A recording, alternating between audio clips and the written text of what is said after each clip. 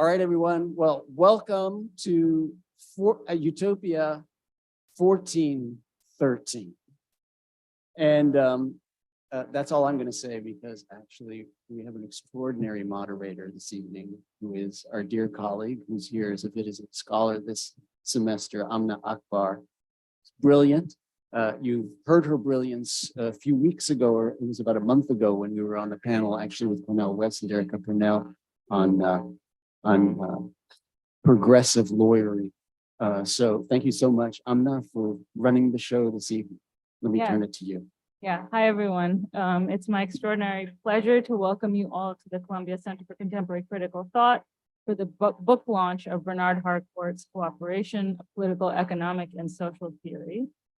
Is this the first 1413? Ever. Okay, all right. So apparently we have already exceeded the bounds of what is possible tonight.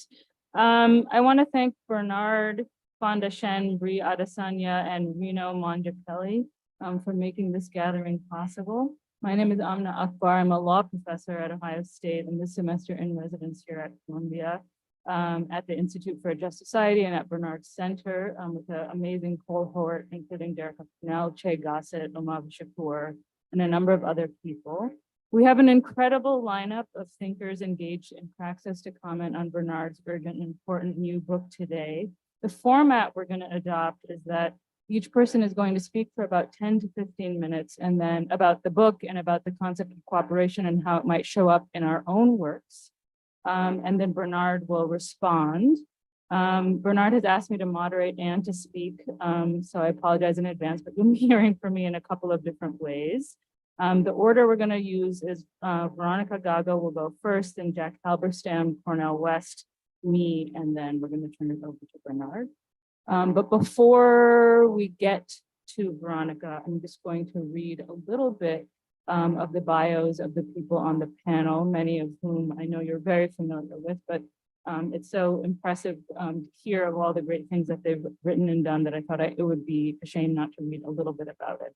Okay, so Veronica Gago teaches political science at the University of Buenos Aires and is professor of sociology at the Instituto de Altos Estudios, Universidad Nacional de San Martín. As a researcher at the National Council of Research, she's also part of the group for feminist research and intervention.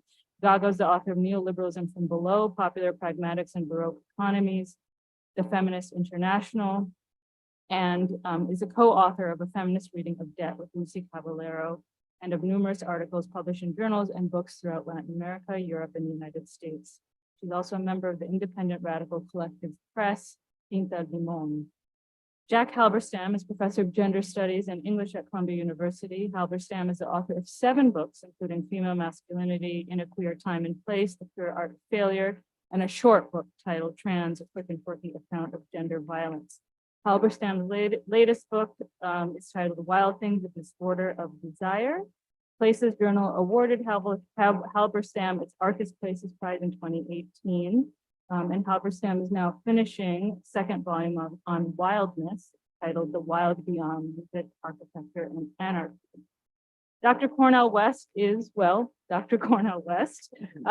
He is the Dietrich Bonhoeffer Chair at Union Theological Seminary. He has a passion to communicate to a vast variety of publics to keep alive the legacy of Martin Luther King Jr., a legacy of telling the truth and bearing witness to love and justice in practice. Dr. West is the former professor of practice of public philosophy at Harvard and professor emeritus at Princeton.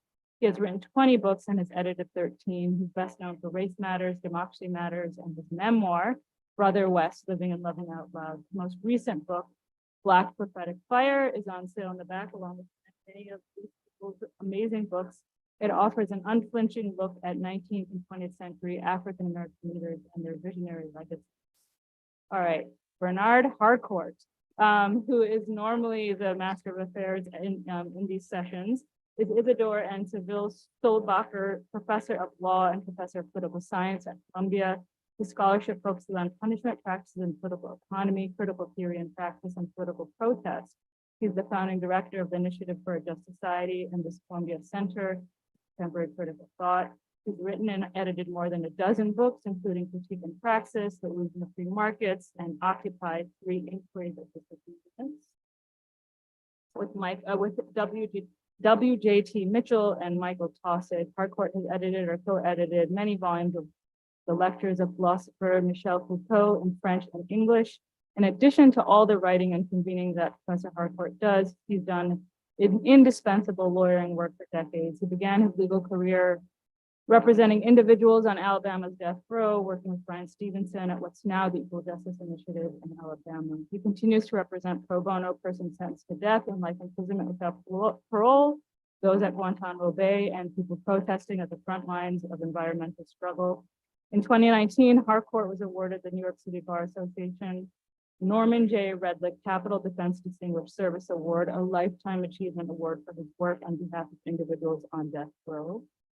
And on a personal note, I should say, behind the stylish, globe-trotting intellectual of Foucault and critical theory, as many of you know, Bernard is incredibly generous and cooperative, and it's on display if you watch him for any longer than a moment in how he shows up for students, junior colleagues, clients, and so many more in a way that is quite unusual in the academy. He's always building and encouraging, standing in solidarity with so many people as he continues to hold these events, intellectual giants, and generate text after text. And I know for me, for over a decade now, when I started as a baby law professor, Bernard has always been there in my corner, and it means the world that he asked me to do this, and it's my great pleasure to be here. So with that.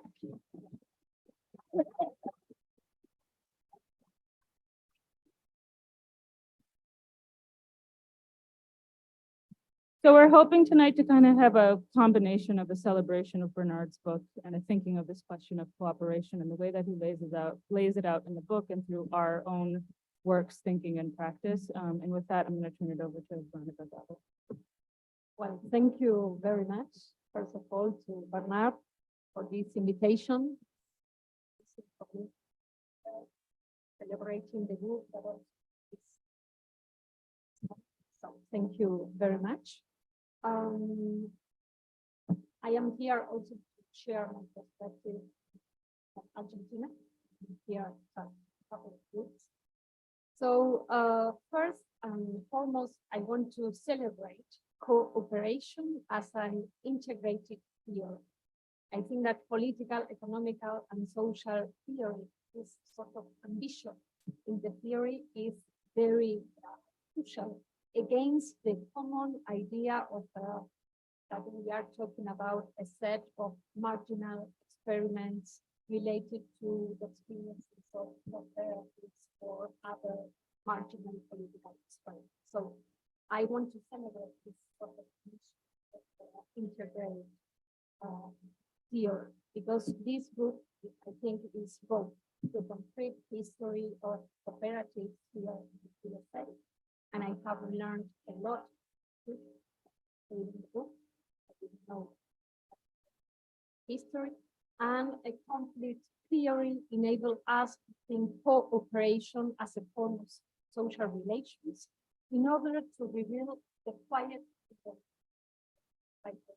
that Bernard uses that is taking place.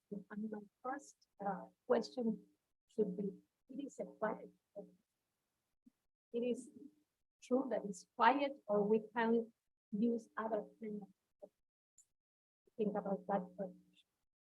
I think that the Italian tradition of operaism, the workerism movement, and the Marxian notion of social cooperation is very present, and there arises as a tension between social cooperation under the command of capital and the possibility of a more complex and autonomous function.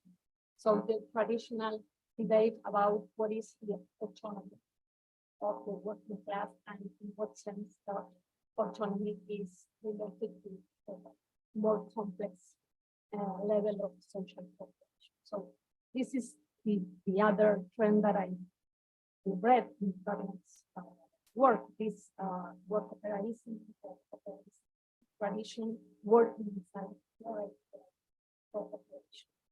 I also understand in that sense Bernard's suggestion to think of cooperation in terms of composition.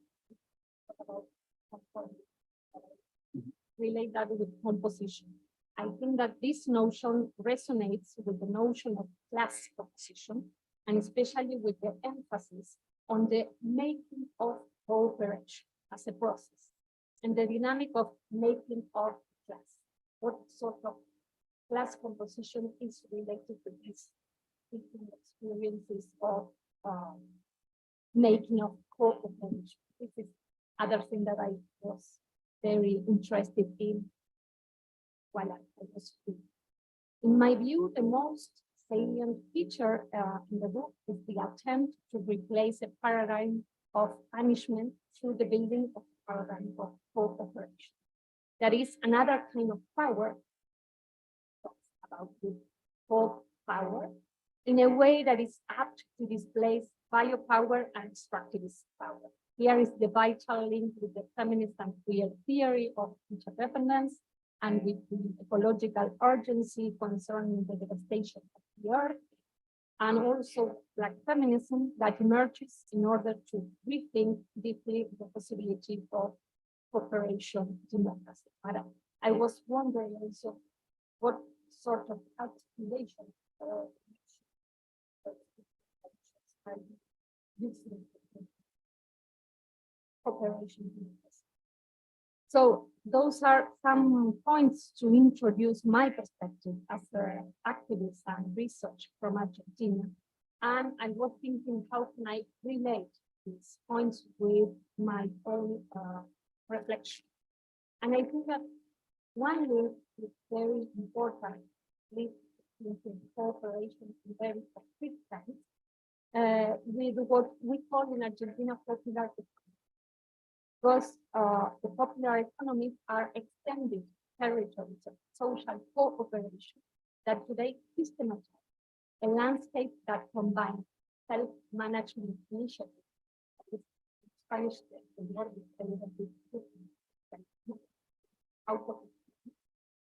that emerged in the crisis, especially in Argentina in 2001. Occupied factories, neighborhood assemblies, of narratives of unemployed people.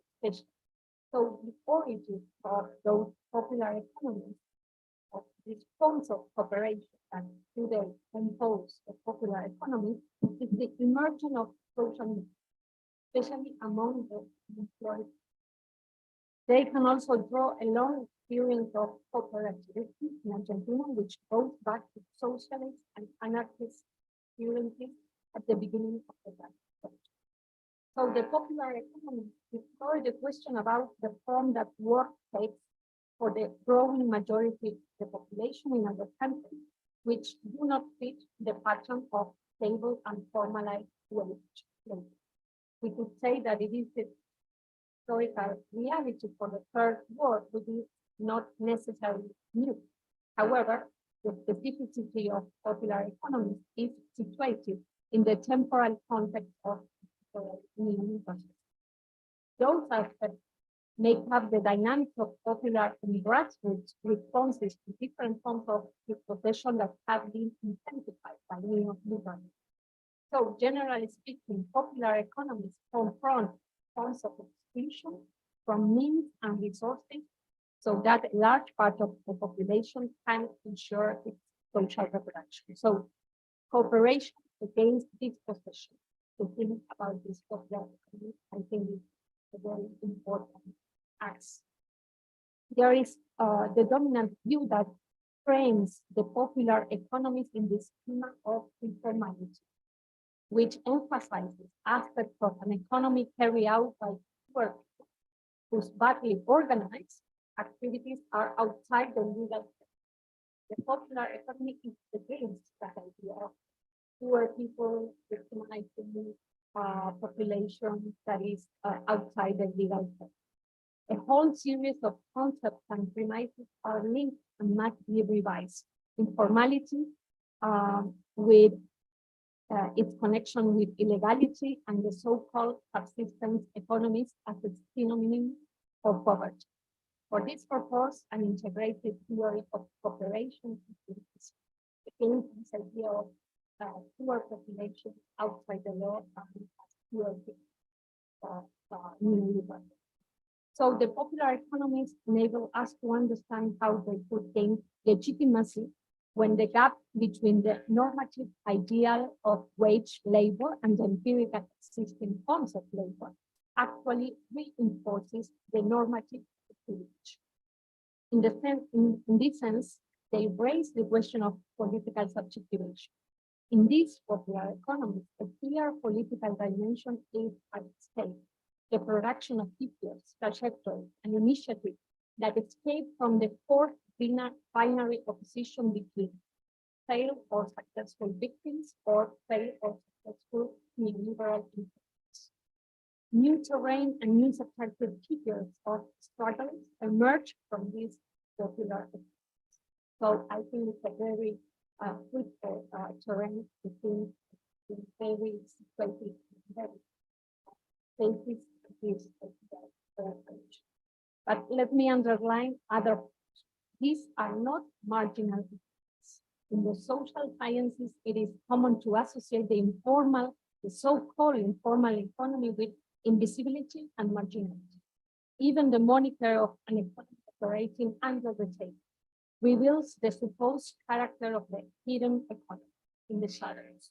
So they are not marginal, both due to the growing territorial reach and because of their capacity of assemblage at multiple scales, because of their political dynamism, and because of their capacity to intervene in the public imaginary of what is real.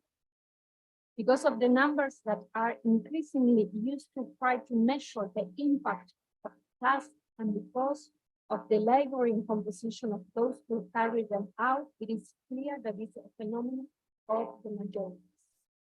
But we can also affirm that their centrality, because of their persistence in time and their way of creating popular infrastructure in difficult contexts, in which, for example, the pandemic has been an enormous catalyst of this capacity of response. So I think that the experience of popular economies is a critical concept in order to think cooperation, but also in order to think or to do a political genealogy of labor power. And here I follow Michele Spano, a colleague who does sort of similar approach with the debate about juridical ideology of people. And what are the concrete forms of cooperation today within this political genealogy?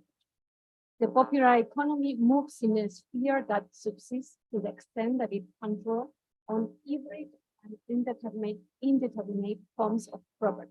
This is formulation from Marx, who argued that the poor found ways to draw sustenance from the preservation of forms of indeterminate property. The question that Marx studied in the early articles on the theft of firewood and the trade flowers. State law will then try to do away with this imprecise, fluctuating, and hybrid character on the margins of private property. At the same time, as Marx showed, the penal apparatus evolves to target new forms of social criminality.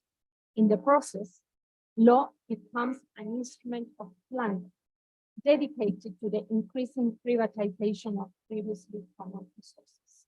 So, in this way, crime becomes a source of threat.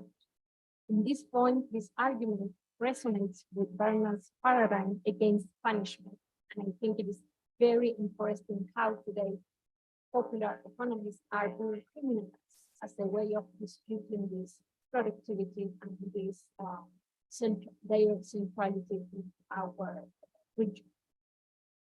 A further point is related to the feminist experience in those years of political organization that I want to share. What forms of cooperation can we highlight in our political process? At least two.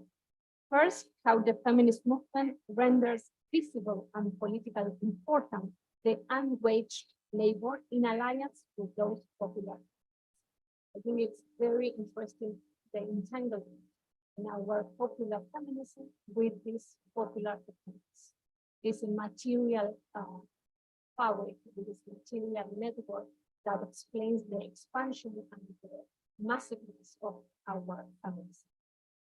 the feminist movement politicizes the crisis of social reproduction in a new and radical way, visibilizing the massive scale of unpaid labor and the convergence between unpaid labor and informal and precarious work after decades of neoliberal dispossession. And at the same time, by confronting the gender mandates embedded in social reproduction, imagining and practicing a sort of de-domestication of care. The feminist struggle also has to do with those, with how those tasks spill over beyond the confines of the home into self-managed sub-kitchens, daycare centers, healthcare initiatives, and so on. This spillover is the effect of the politicization of the crisis through community, feminized and popular dynamics of cooperation. In this sense, these activities of social reproduction appear to resolve and replace, but also critically, the plundering of public infrastructure. So this relationship between plundering and cooperation is a very important point. So I think this is an effective expansion of the notion of cooperation and a marking on the concrete spatialities and assemblages that it needs. Feminist network support us. This was the slogan that expressed, especially during the pandemic, the capacity to build infrastructure, popular and feminist infrastructure, during emergency to reassemble resources, affection, and knowledge to insist on support communal support in the crisis. For example, feminist and popular economy networks that accompany women in situations of violence or a concrete form of cooperation against punitive punishment. This is the reason why we can see there, for example, a concrete action where cooperation displaces the punitive paradigm as the mainstream.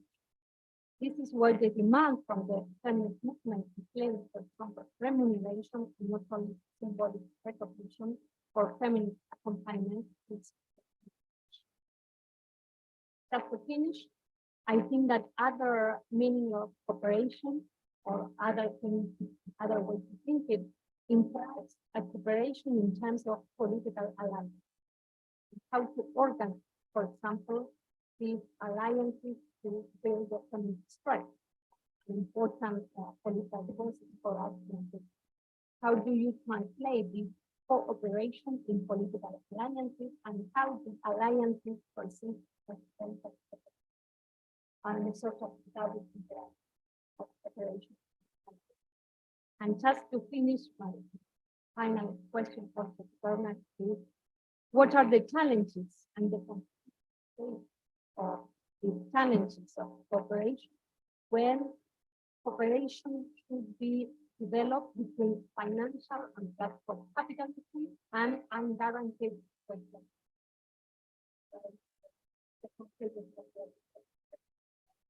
cooperation? Sort of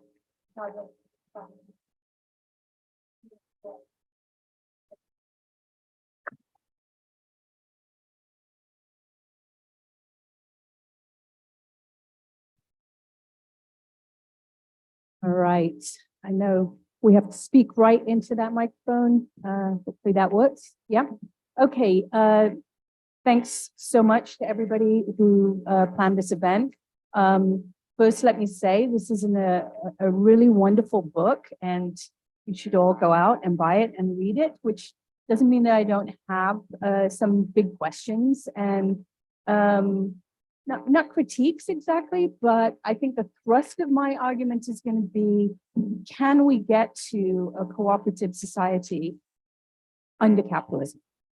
Okay, is that even possible? If it is, we have to be able to imagine it. And so I'm going to tell you some ways that maybe we would start that work of imagining something different. But I'm also going to suggest that very likely we can't get there through capitalism, and that's the reason that most often cooperation is linked to anarchism, not the kind that you skillfully dissected for us in the book, the Proudhon and so on, but contemporary anarchisms that see the state as a massive impediment to exactly the kinds of economies, societies, and systems of being in relation that I believe Bernard wants us to get to. So that's the punchline. Okay, let's see how we get there.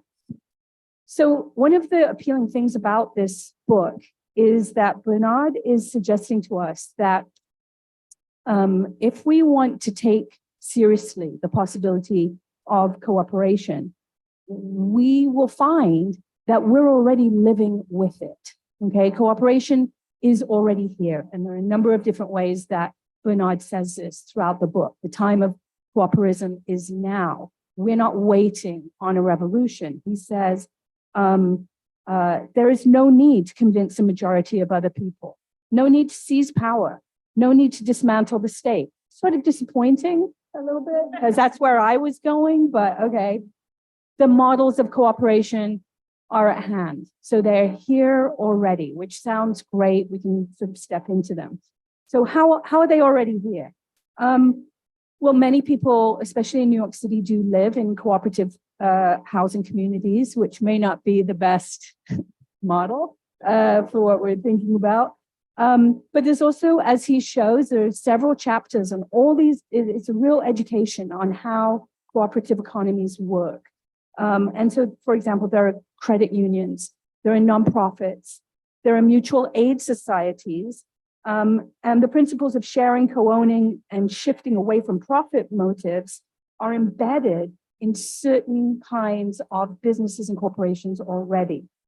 So this sounds good.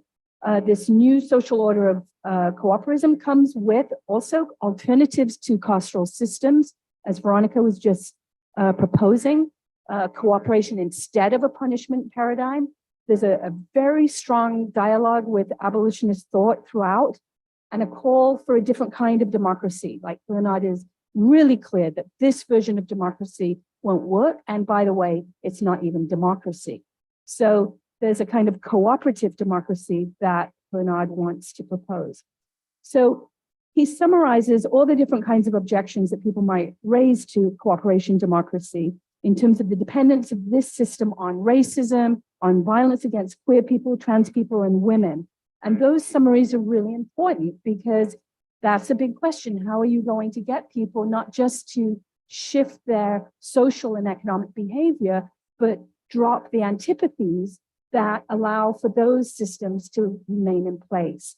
And this is where I think the project needs perhaps a little bit more of a push. Bernard's solution, for example, to protecting women and queers and trans people from harm depends upon the elaboration of an ethics of care, partly derived from a Carol Gilligan or a Joan Toronto and others. But for example, we know that care has been a really unstable source of political bonding. It's really dependent on gendered notions of who is best suited to provide care. And it also depends upon a kind of racialized understanding of the human within whom care resides, a human that certain strands of Afro-pessimism, for example, have taken very clear aim at. So I'm not completely convinced there. So here's the question. This is a question I want to pursue throughout these remarks. Does cooperative democracy leave too much in place in order to effect real transformation? Like, how much do we have to take down in order for a new system to flourish? After all, as Bernard details in the book's opening chapters, there are lots of forms of cooperation already at work in things like insurance companies, such as State Farm, which I somehow hadn't understood that State Farm was a cooperative. Credit unions, producer cooperatives, such as Land of Lakes, worker cooperatives, consumer cooperatives, such as REI. Now, the advantage of the cooperative, economically speaking, or within capitalism at any rate, is that you don't have to convince people of it because it works quite well within capitalism and does return profit to its members. But it is still very much operating within the boundaries of capitalism as a biopolitical mechanism, calculating risk and gain against the life outcomes of people and populations that are differentially valued. Okay, so we have a kind of actuary model here that seems like it could run into some difficulties. So for example, in the case of insurance, the actuary calculations that even for State Farm protect some drivers from an accidental run-in with an uninsured or undocumented driver, also makes those undocumented drivers subject to new forms of punishment. And I'm not so okay, State Farm is a cooperative, and it returns profit to its members, but it's still invested in the biopolitical management of risk and calculations about who should pay if there's some kind of accident. So it's tempting to see justice being done or undone only in relationship to big events like, capital trials for murder. But in actual fact, many poor people and people of color are mercilessly persecuted through the nickel and diming of things like traffic courts. So how are we going to undo all of those mechanisms at the same time? The devil is in the details, and much of the political life of capital goes on, as Dean Spade shows in his first book, Normal Life, under the heading of administrative violence. Through case studies from his time at the Sylvia Rivera Law Project, a true nonprofit that paid its lawyers the same as its janitors, Spade showed how many trans people of color never even find their way into employment due to gender bias in the workplace. Detailing what he calls in his title, The Limits of the Law, he, like Eric Stanley, notes that the law, the economy, and democracy are what stand between vulnerable populations and justice, and therefore cannot be a reliable vehicle for the creation of a utopian future. So, Stanley talks about the only way for justice to be done is if the law dismantled its own administrative function. So we might want to think about whether under cooperative democracy, we're also committed to undoing things like the law, not just the punishment paradigm, but the law itself as a system. So a true model of cooperation requires an expansion of what we mean by cooperation, but it also means not just changing practices, but changing minds. And that's where a politics of representation comes in. You can put cooperative economies in place, and they seem like they can actually sit comfortably alongside conventional top-down economies, but they won't result in good and fair outcomes for everyone as long as these ideologies of individualism and white supremacy remain in place with all of their attendant hierarchies. And the book is, Bernard, you're completely saying that, but it's not completely clear to me how we're going to undo those ideological systems that reside in the immaterial structures of relationality and the quotidian, if you like. So changing people's minds can be much harder than changing practices, especially if the practices will still return their profit to the middle class.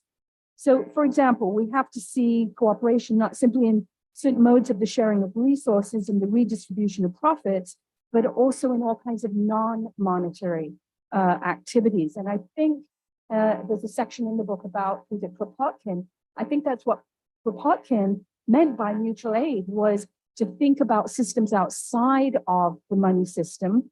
And that's why he used animals in the book on mutual aid, because his point was Darwin has mistakenly read an ethos of capitalism and competition into animal societies, not seeing that animal societies don't work with money and profit, and therefore are only, are interested in the distribution of resources. And therefore, he said, cooperation is a better model than competition for looking at non-human societies. And in those non-human societies, he says, we might catch a glimpse of alternative systems to our own, where money is not the dominant regulator of relations and systems and so on.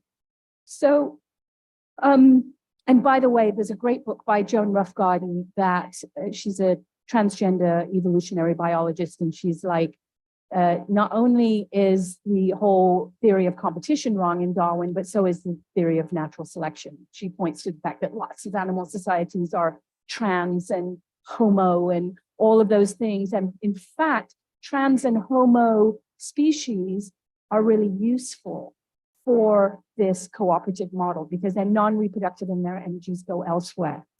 And that's actually a super important point, how to see cooperative members who are not participating through the usual hegemonic channels like reproduction. A silly example, but if you've ever seen much of the penguins, people seen much of the penguins? Okay, so the whole voiceover given by Morgan Freeman, the voice of God, is like, oh, look, they find their true mates, these penguins, they're marching long distances, they're cherishing their egg, and then, oh no, an egg falls to the ice, and this is such a tragedy when they'd swear that penguin kicked the egg to the ice. It's like, this is such a hassle, I'm not doing this all winter. But more importantly, in order for those eggs to hatch, you need lots of non-reproductive penguins. You do, because they're huddling. And the huddling is an incubator. And no penguins will be born at all without a majority of the penguins being non-reproductive. That too is cooperation, but it is so counterintuitive to the way that we see world that we're unable to see these alternative formations. And I think that's why Kropotkin in part used animal societies is precisely to denaturalize the way in which we're thinking about inevitable forms of association and cooperation. Now, Bernard was like, well, how does cooperation work in your work? Well, I actually have looked a lot at animated films for children, which I know doesn't exactly count as work for everybody. But my point in doing some analysis of these films is that animated films for children are appealing to a very different kind of audience than the adult audience. And for that reason, they often are very engaged in the representation of revolutionary enterprises, and most importantly, cooperative ones. Now, almost never is there a realistic film for adults, not adult films, but a realistic film for adults in which we're offered a story about revolutionary activity. But in films for children, that's all there is. Chicken Run, Robots, Fantastic Mr. Fox, Finding Nemo, Ants in a Bug's Life. These are all films in which animals cooperate against humans in order to rise up in the armed struggle. I mean, I kid you not. When was the last time you saw a Hollywood film where people rise up in armed struggle? But if you watch a Pixar film, that's actually the conclusion to almost all of them. Chicken Run is literally about the chickens coming to their senses, that they are not just producing the commodity of the egg, they are the commodity. The chicken pot pie is next. And they rise up literally by flying. And they're all girls, their chickens are female, so it's a feminist cooperative. I like to call them organic chicken intellectuals, but do what you like with. All right. So just to sort of try to bring this home a little bit, I want to remind us that Kropotkin was not just sort of interested in cooperation, he was an anarchist who wanted to find non-human examples of what life would look like outside of state-run, institutionally governed, status quo-oriented democracies and socialism. Anarchism, many people believe, is a better partner for cooperation than democracy. Ian Spade and Eric Stanley are anarchists, and others seem to believe that cooperation is a great concept for an anarchist society, but could be a continuation of the same if we agree with Bernard that cooperation is appealing precisely because there's no need to seize power nor to dismantle the state. Is that right? Do we agree with that? Okay, so there are lots of people who say something like that, and I'll just close by saying, I have lots of other things here, but I end with like the fact is, there are forms of cooperation now, and Bernard does a lot with them and tells us all about them and activates them for the use in radical projects. But many of them are still to come, and many of them are not here yet without all the trappings that capitalism and democracy bring with them. And so I would propose to people that we have another study, reading like the fiction of The Dispossessed by Ursula Le Guin, one of the only sci-fi novels that tries to imagine what happens in an anarchist society. And the thing that's so great about The Dispossessed is it's not utopia all day long. It's grim, it's empty, it's difficult, but it is cooperative, you know, and the thing that you learn at the end of it is that if capitalism is deeply invested in possession, the anarchist society is interested in not having dispossession, the dispossessed, emptiness, empty-handedness, and so on. That same theme runs through Geordie Rosenberg's trans-utopian novel about Jack Shepherd in the 18th century. And Geordie Rosenberg completely rewrites trade relations in the 18th century to imagine revolution that is spurred on by a trans figure and his South Asian partner. And then finally, N.K. Jameson's Broken Earth.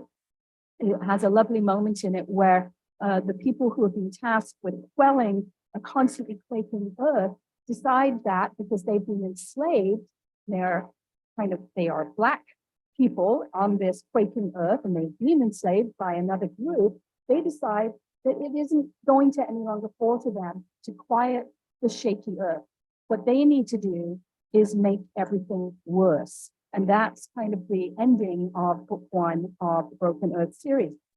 I want to end by saying maybe we do have to do that. Maybe we have to make things worse in order to resist the refuge of the reparative, to find a more explosive version of cooperation, one that recognizes that in order to create the conditions for transformative cooperation, we first have to dismantle our rotten, exploitative world. Like the violent creatures in the films I referenced, there are many ways to give birth to something new. Not all are caring. Very few are reproductive or cooperative in the conventional sense. We may need to end the world engendered by competition before we can see the potential of cooperation in its full glory.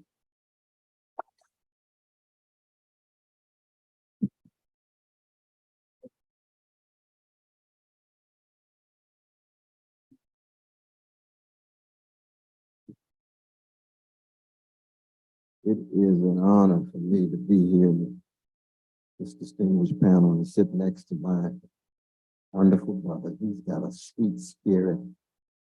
He's got a very subtle intellect. And he's one of the rare members of the professional managerial class, given a disciplinary division of knowledge and Sykes called university, where he reaches out in a genuine way across a variety of ideological, racial, class, political lines, and means it.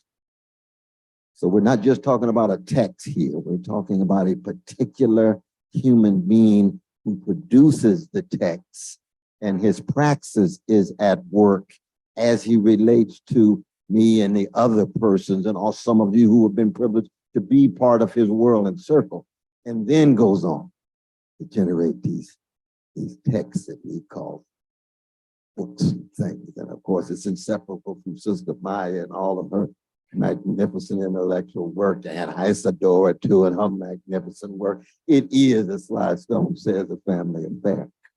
And very much so. Of course, I can't proceed without acknowledging the death of the great Eric Belafonte.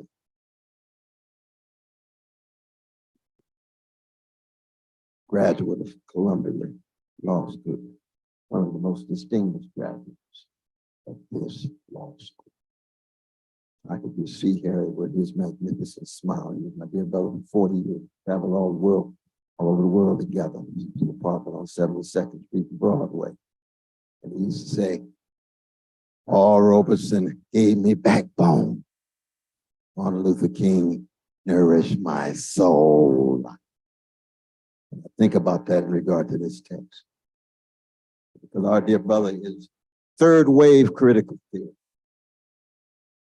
First wave, hit a block, Adorno, not a lot of light available, modification, saturating every nook and cranny, bureaucratization, saturating every attempt to engage in opposition against it. There is no way out with maybe a little Schoenberg atonality. And yet the insights, powerful, inescapable. Habermas, second generation. I won't say too much about you.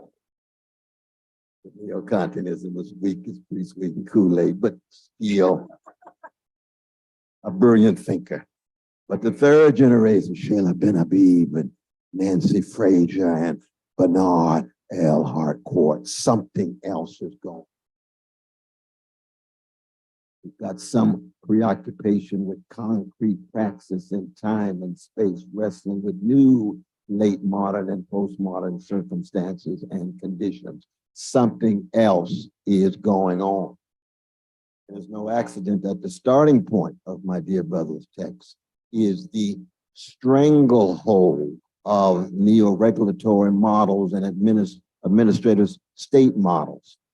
And in the United States, roughly between the escalating neo-fascism of a mean-spirited, cold-hearted Republican Party and its dynamic and heterogeneous social base, changing all the time. You see that with Tucker on the move. But then the milquetoast, the mediocre and hypocritical neoliberal Democratic Party with its heterogeneous, dynamic social base. Very interesting to see Brother Bernie come out so quick, endorsing Biden. Fascinating. Certain kinds of new possibilities as we begin to see, or it becomes to be able to reveal and expose how we find a new way out. Here comes a cooperative society. There is a way out outside of these two models. And I do, for me, when I think of the term cooperation, I think of Ralph Ellison's definition of jazz as antagonistic cooperation. Think of the wonderful text by Bob O'Meara, probably the best thing written on jazz in the last 25 years, here at Columbia. Jazz and collage and montage and various ways in which subaltern peoples have attempted to engage in forms of resiliency and resistance. Think of the three elements of jazz. First one of blues. That was says the blues ain't nothing but catastrophe lyrically expressed. So as an intellectual, catastrophe becomes your object of investigation, not problem.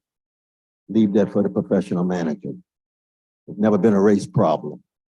It's been catastrophe visited upon Black people and indigenous people and Asians. It's never been a woman's problem or a trans problem. That's from the vantage point of the establishmentarian gaze. These catastrophes visit upon these people. So to reduce the catastrophic to the problematic is already a move for the professional managerial class to have these problems that they can manage. But it's not like that. At all. Catastrophe has all these different levels: ecological, nuclear, economic, social, psychic, cultural. And then the question becomes, is there really a way out? Here comes the Harcourt. Praxis. What am I to do? What are we to do? Given all of the sophisticated intellectual weaponry that we can cultivate over time and space, in the end, what kind of courage are we going to exert given the structures of conformity and complacency and cowardliness that shot through most of the professional managerial class in all of its various forms? Let's see the granddaughter of Stanley Cavell who's here. Did you know that? Sister Liza, where's Sister Liza? Just raise your hand, Sister Liza. Give it, just what I want. But when I hear Stanley's name, Brother John Reichman knows our book, Post-Analytic Philosophy. We couldn't write that book or work on that book without Stanley being in it. Why? Because he cut against the conformity. He's Emersonian. He cuts against the cowardliness. He's Emersonian. He cuts against the complacency. Secular Jewish with a progressive twist. Not just in Brooklyn, he's from Atlanta. Meaning what? Meaning that catastrophe in all of its various forms, blues-like. This book is blues-like. One of the high moments is a conversation between Angela Davis, student of Adorno, physically, personally, in the room, in the classroom in Germany. And where Angela ends up with her abolition and the cooperation. Fascinating juxtaposition because there's significant overlap, and you make that point. But her notion of abolition is our hey bomb. It's not just doing away. Negation, preserving the best, transformation, and being honest about just how grim things are in order to be revitalized in one's courageous attempt to keep track of these cooperative movements and manifestations. I'll bring this to a close quickly. Second element, swing, different conceptions of temporality and historicity so that you have ways in which you can authorize a different future. That's what swing is. Duke Ellington said, I want to make life swing, not just the music swing. I want my life to swing. I can't deal with these truncated forms of normativity. I can't deal with these ugly forms that create certain conceptions that don't allow me to think outside of the box and live outside of the box and experience forms of temporality that are different than just those C chords. I want flat notes. I want to be on top of the note. I want to be beneath the note. Okay, Aretha. Okay, Nina Simone. We understand what you're. But then improvisation, not as just an artistic skill, but a species of phonesis, a form of practical wisdom and practical judgment that allows you to be coalitional, open to relating to other oppressed people, dealing with the powers that be in all of its various sites where its powers operate. And I want to end with Lenin's challenge to you. Remember Lenin's two wonderful essays on cooperation. And I'm not used to invoking Lenin because I come out of the Council Communist movement, which was Rosa Luxemburg, Soviets without Bolsheviks, which is Gorder, which is Panico, which is A.J. Musty here in America, Sinclair Drake here in America, the American Workers' Party of 1936 that lasted a few weeks before our fellow Trotskyites took it over. But that was workers' organization. It was worker cooperatives. It was worker councils, radical democracy without the professionals coming in and dictating and telling the everyday people what they ought to do. But Lenin still had insight to this challenge. And it says, anybody who talks about cooperation, there's a sense in which they're retreating from class struggle. They've almost given up on winning class struggle. The power of capital is too overwhelming. Let's create some interstices. Let's create some countervailing sites. But in the end, we can't win class struggle. These folk are gangsters. They'll crush our leaders. Paul Robeson was under house arrest for 21 years on 4645 Walnut Street, living in his sister's house, and his best friend, W.B. Du Bois, in 30 Grace Place in Brooklyn, living under the same conditions. These are some gangster folk. The FBI and CIA are serious. How are we going to win that? Lenin said, that's part of the challenge you have to have. But the other challenge Lenin said was what? Militarism and imperialism around the world. Cooperation discourse can easily become so domestic and even Eurocentric, not Eurocentric, US-centric, or tied to various nation states, the 190 some nation states in the world, and not really want to come to terms with empire. Amazing, 68 empire in the history of the species of the United States, or the Chinese empire, or the Russian empire, or the Indian empire, got more population than China in a few weeks. And Lenin is right about it. So that the shadow of Adorno still, even in this magnificent text, written by this wonderful brother, my brother.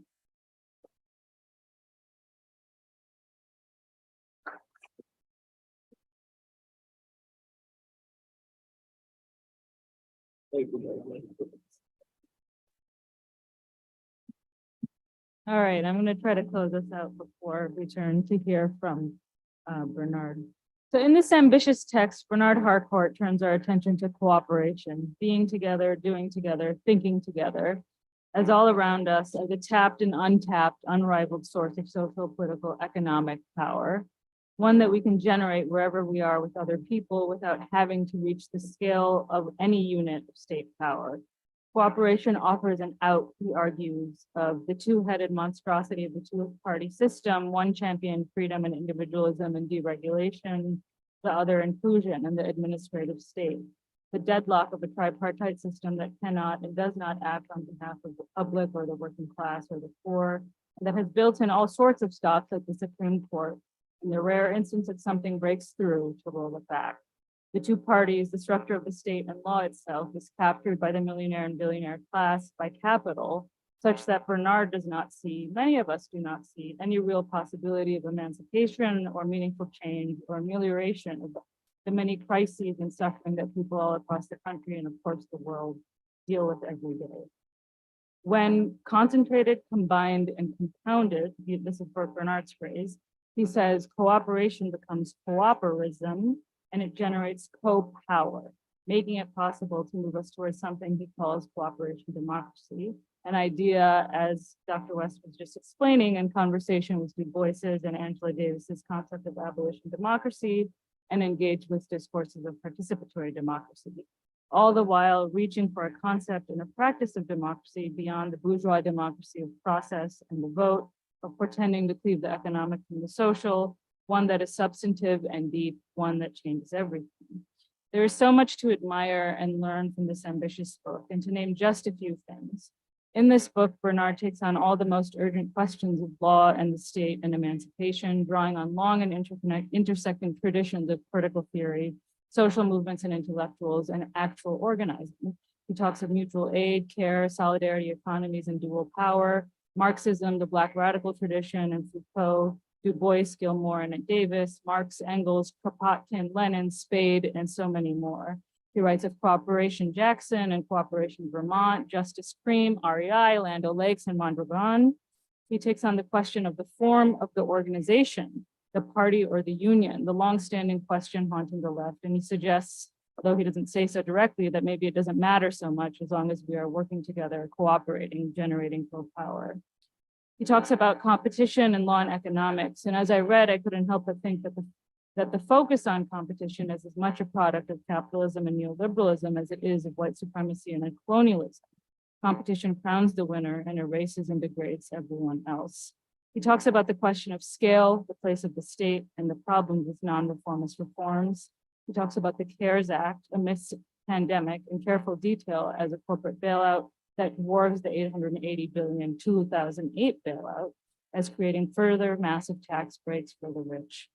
The political idea of cooperism, he says, is that of participatory democracy, extending it to all realms of life. The economic model is one of sustainability and ecology rather than extraction and shareholder investments. The social model puts cooperation over and instead of punishment and carceral power. As I read the text, I kept coming back to this idea that part of what Bernard is saying is that nothing is sacred except cooperation and emancipation. And it is from there that we must build. We must dispense with idolatry of any sort. He even suggests that terms and ideas of capitalism and communism themselves are themselves unhelpful misnomers, which is an intriguing set of arguments in the book. He also suggests, in kind of dispensing with all the debates about the form of the organization, to not be precious about how to get it perfect. Let 1,000 flowers bloom, just cooperate. But this shouldn't be mistaken, I don't think, for a theory of the small. Instead, it seems to me a theory of where to start, one place to start to build towards bigger change.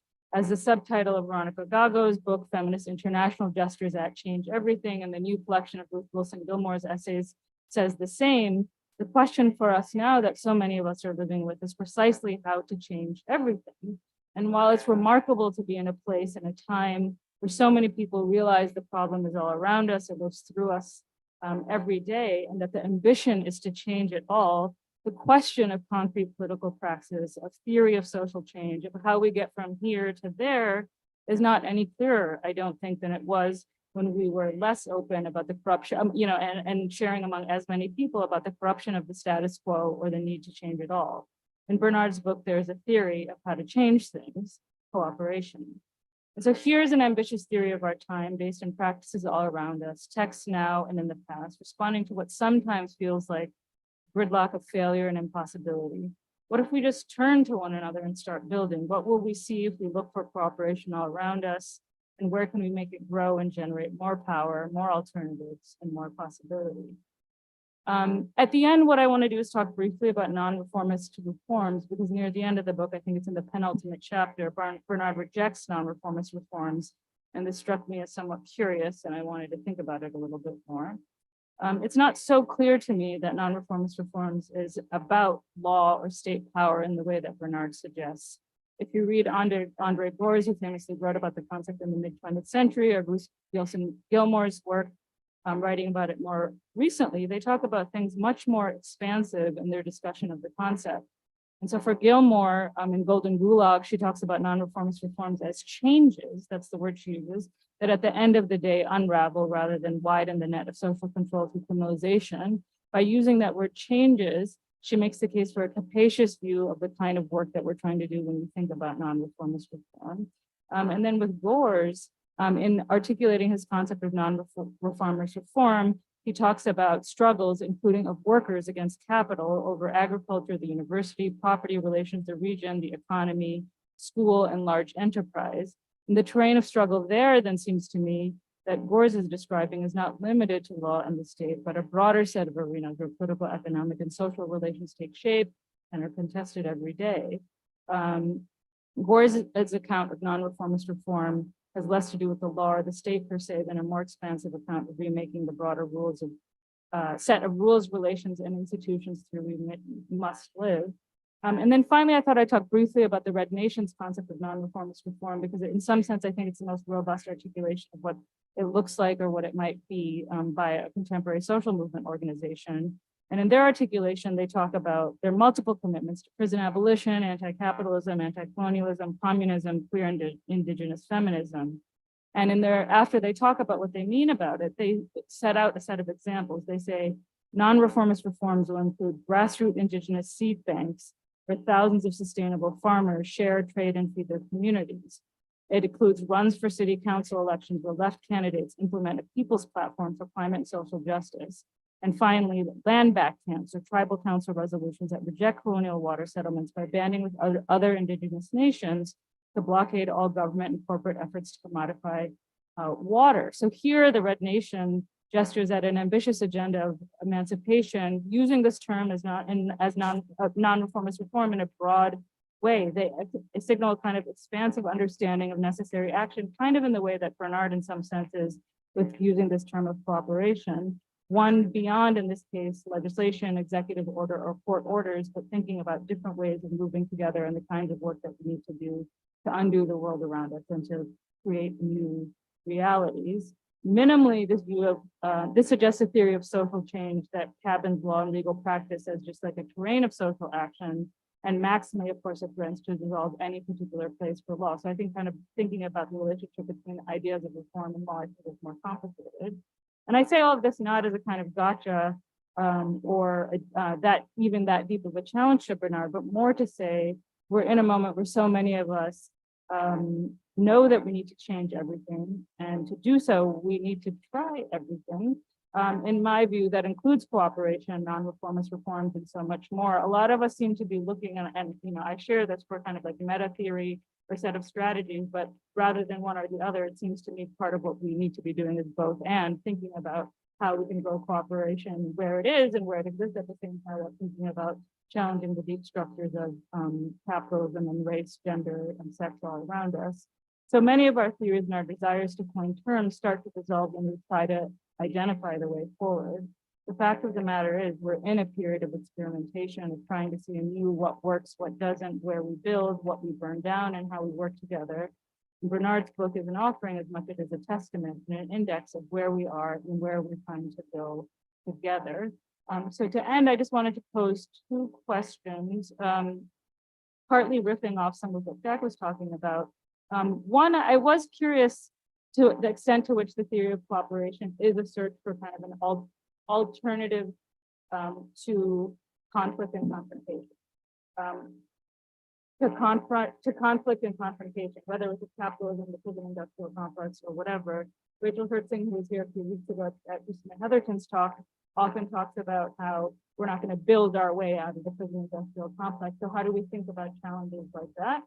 And then the second thing that I wondered as I read the book is to what extent, how you see the book and the work relating to the long debates in all kind of domains of left theory and practice about practices of social change. To what extent is the book kind of an attempt to displace those debates and say, this is what you need to read now? And to what extent you see it kind of like swimming alongside a lot of those works and contributing one other way to kind of think about the tools that we have at our disposal. Thank you.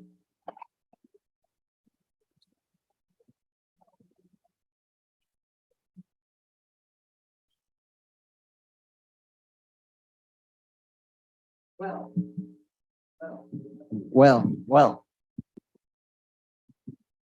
Thank you. Thank you, Veronica.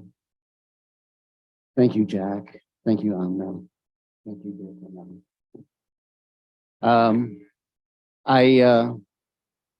I invited you to speak about the book for a reason, and I think we all understand why. Because of the urgency of your interventions, because of the work that you do, the praxis that you do, and also because of your criticality and your critical positions. In part because, you know, I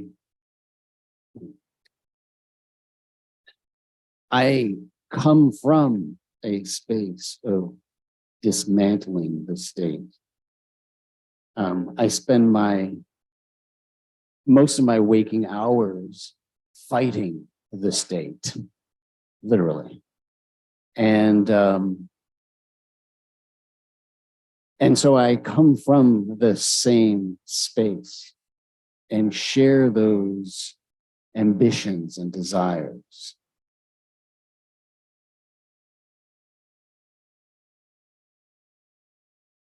But feel that we are in a moment of urgency today that is unparalleled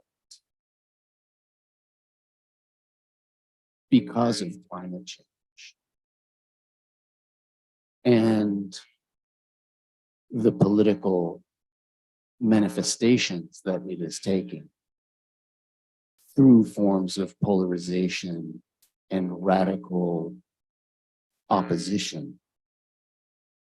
In large part, this book was born of the COVID pandemic and the experience of watching the world kind of crumble in front of us and the death and despair that we experienced during that time. And I know many people in response, as they were not only kind of struggling to survive, living through the experience and their loved ones being ill and dying, also kind of felt as if it was time to return to some first principles or something, to find a way to address these crises. And I remember, you know, we were just at on this panel with Judith Butler, who had written her book on phenomenology, really. And when asked really about how it came about, was that, you know, it was during the pandemic, and I turned to the shelf behind me, the shelf that was most meaningful to me to try and understand and make my way out of it, and understand and make our way out of crises. And my shelf was Marx, Proudhon, Adam Smith, Ricardo, Piketty. I mean, everything that seemed to have capital in the name was the three shelves that I turned to try and make sense, feeling that it was not going to be possible to get out of this except with an integrated economic framework. That it was not going to be possible to make it out politically or socially without also making it out economically and figuring out what that path could possibly be. And that our interdependence today, in a way, as a result of climate change, had cast a shadow over most of the 19th and 20th century thinking and theories of humans and nature and the relationship between us and nature. And that most of those theories actually, as I kind of went through them, plotting, marking them up again, reading through them, did not function anymore in our interdependent world. That in a way, we are at a unique moment in human history where so many of the theories of wealths of nation or the relationship to nature simply no longer function.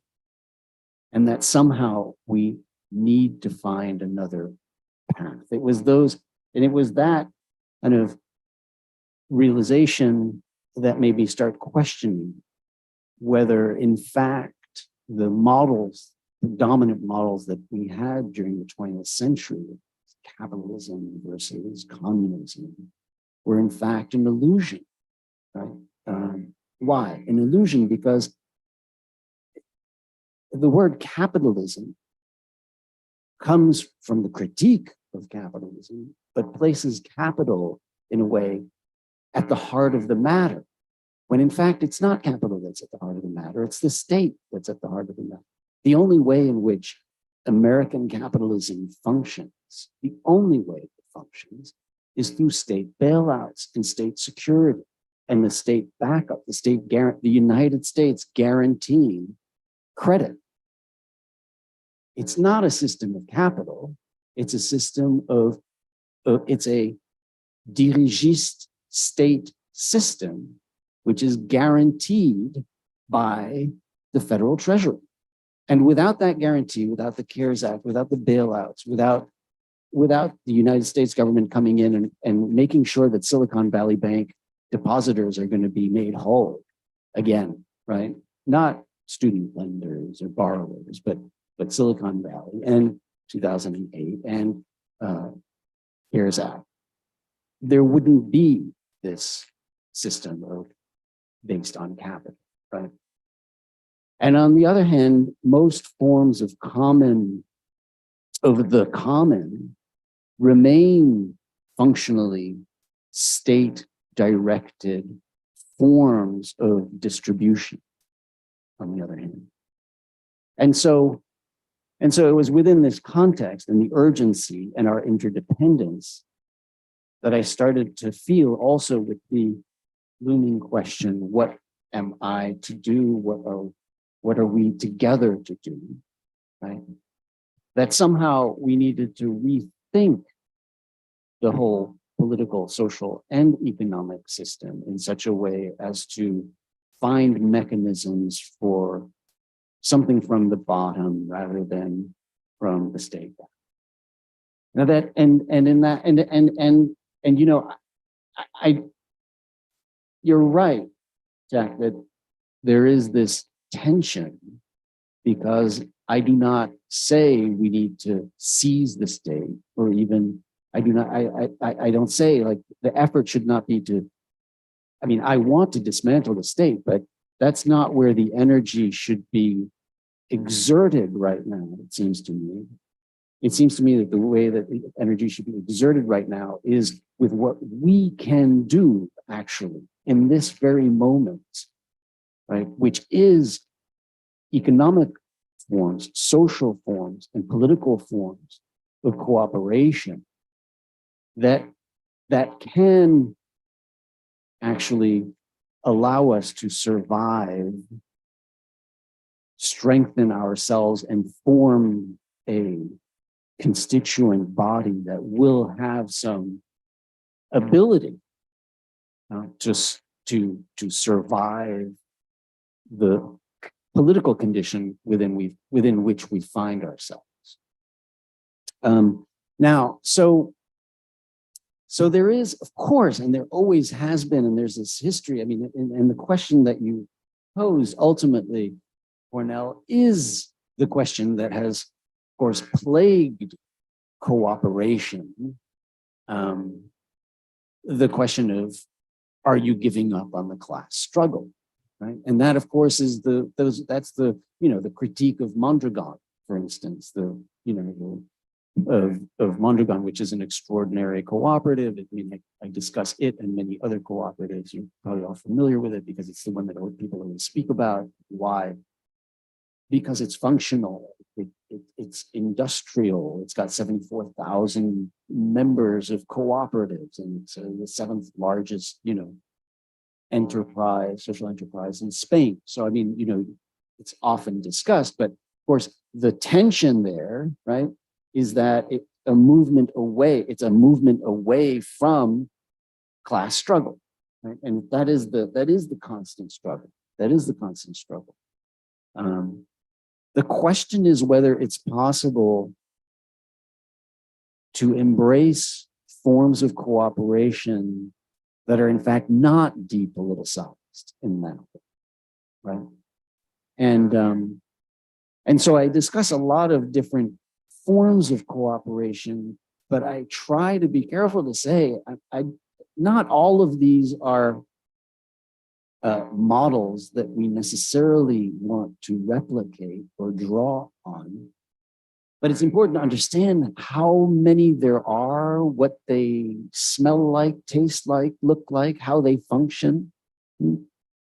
Some of these models are not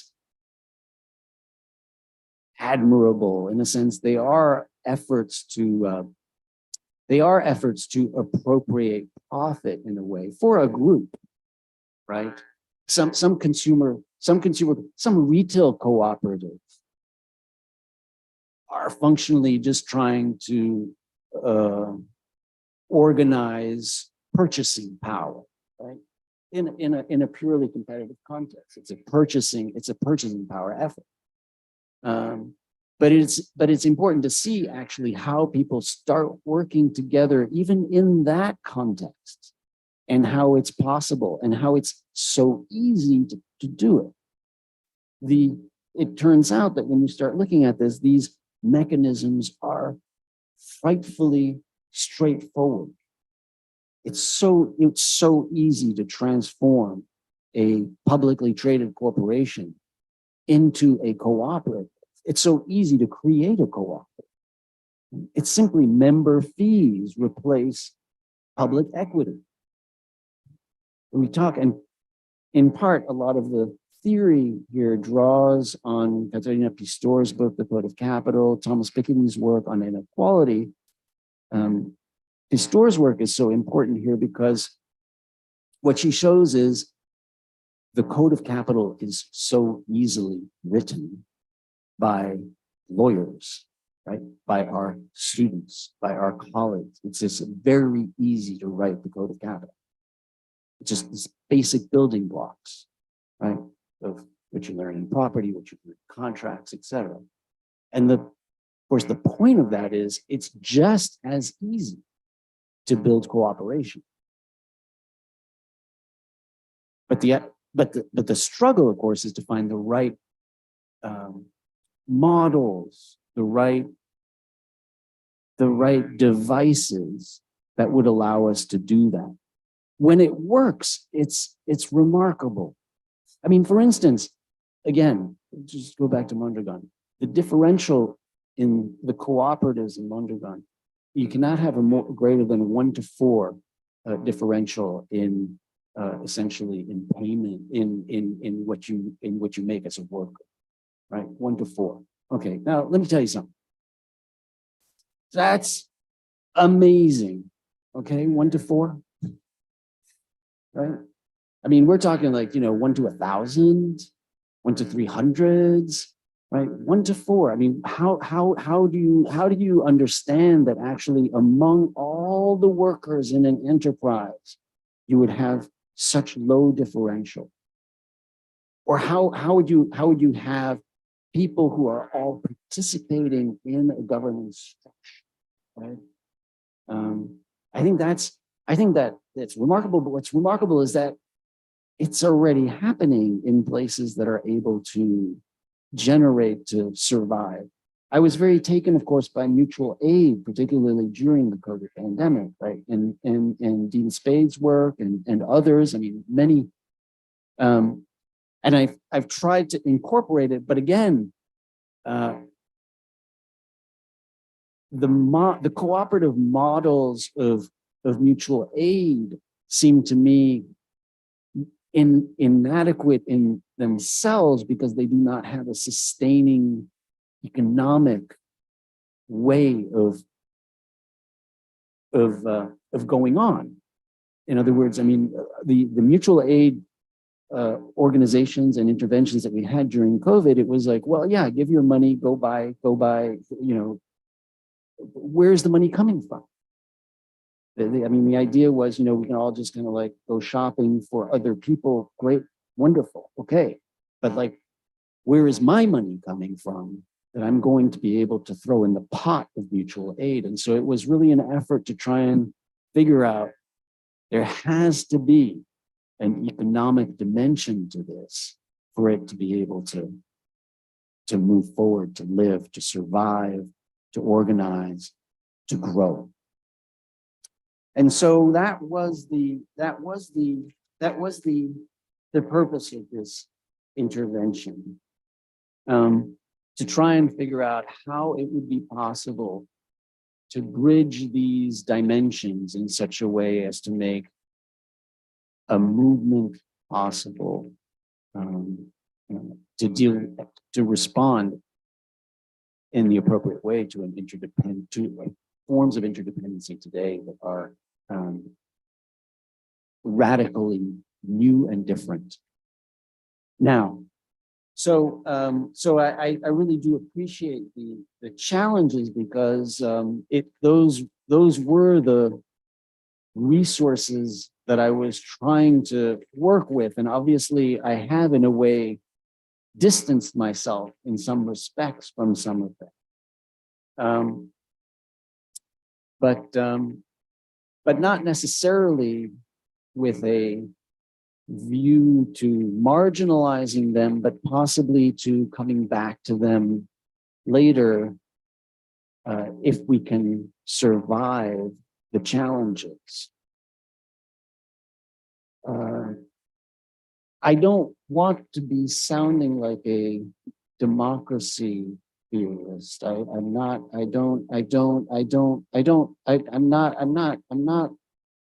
never understood the kind of generic appeal of democracy. I don't know. It's like, no, I'm sorry. First of all, the United States is not a democracy. The Electoral College is not a democracy. The Senate is not a democracy. This is not, we're not living in a democracy. We don't have a long history of being a democracy. This is not a 250-year democracy. It wasn't a democracy when African Americans were enslaved. It wasn't a democracy when women didn't have the vote. It wasn't a democracy even when there was emancipation, that there were limitations. So I mean, so maybe we could start thinking that maybe we approached a democracy around 1965 with some of the Civil Rights Act, maybe barely. But I mean, you know, that whole discourse, that's not mine. In fact, I would say the idea of cooperation democracy is that the kind of democracy that I would support is one that has to be cooperative. It's not simply 51% of the people get to decide what kind of discrimination we're going to have in this country. The only way to survive democratically or to allow for a democratic notion is a cooperation democracy notion, which means what? That the democratic element of self-governing goes across all of our lived experience, the workplace, social relations, etc. right? I mean, so the most democratic theory is far too thin because it's simply a political theory it's simply a political theory. Cooperation democracy would be a theory of democratic participation and self-governance that infuses every aspect of life, right? Especially work. All right, so I did want to kind of start there at a very broad level before addressing quickly some of the fabulous questions and challenges that you've raised and the questions. And I think that there are a few themes that I want to quickly address.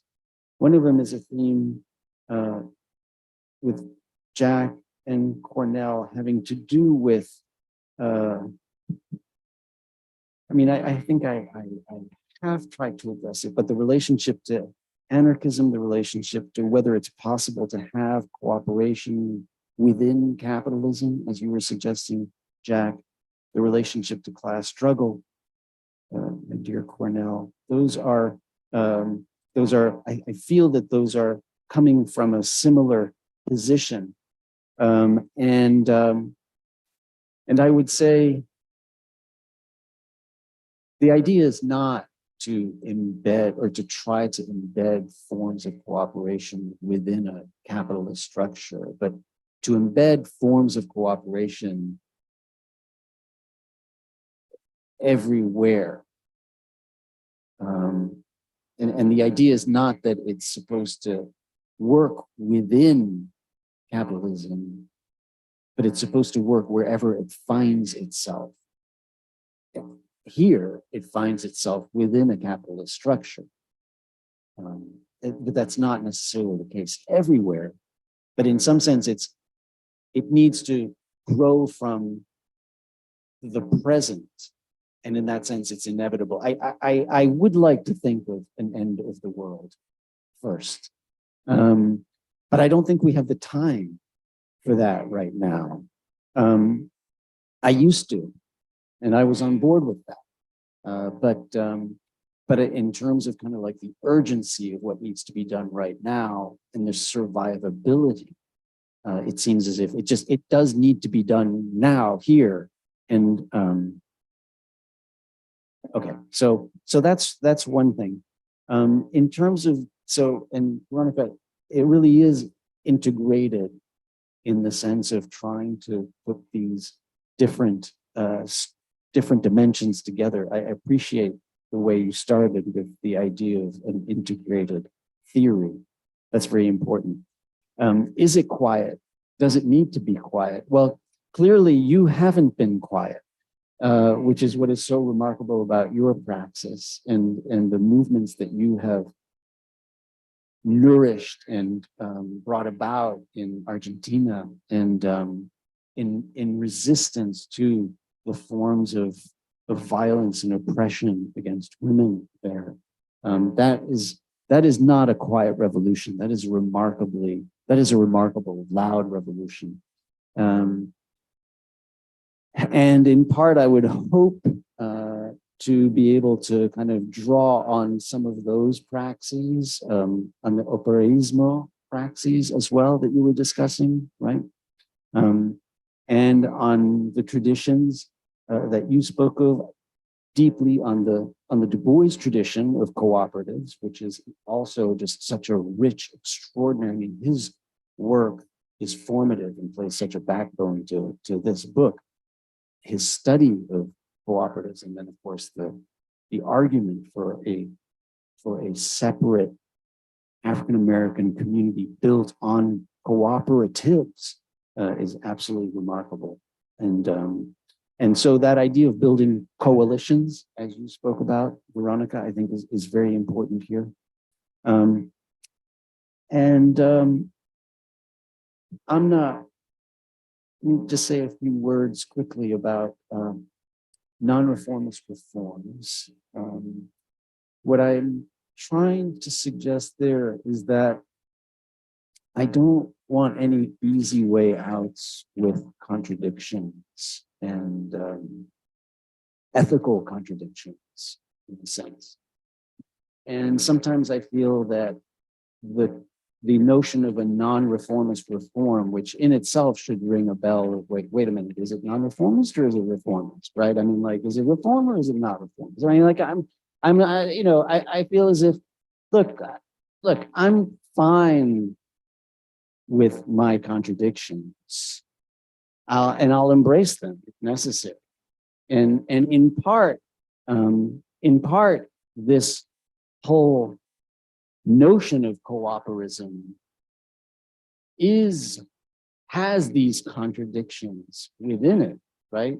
Or the relationship to the state is a difficult and uncomfortable relationship here. I think I come to the point finally. I mean, Jack, you pushed me on this, but I do come to the point where I